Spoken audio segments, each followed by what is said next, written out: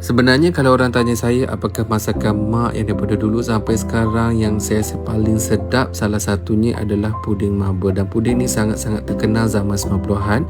Jadi untuk resepi kali ni korang wajib cuba. Okey, ini adalah resepi daripada mak saya turun-temurun. Jadi saya sharekan untuk anda semua. Dan ini adalah resepi puding maba, sesiapa pun boleh buat sebenarnya. Bahan-bahan dia pun sangat-sangat simple. Okey.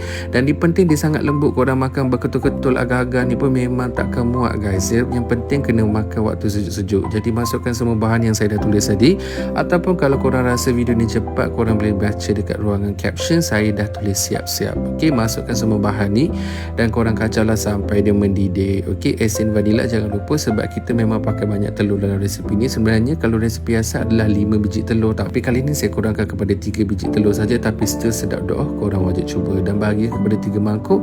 Masukkan sikit pewarna dan selang-seli macam dalam video ni guna loyang 8 inci. Dan ala-alang tu saya nak tanya satu soalan lah. Okey, dalam banyak-banyak masakan yang mak korang masak, apakah masakan yang korang rasa paling best yang mak korang masak, which is yang sampai ke hari ni korang masih teringat dan nak makan? Cuba korang komen sikit.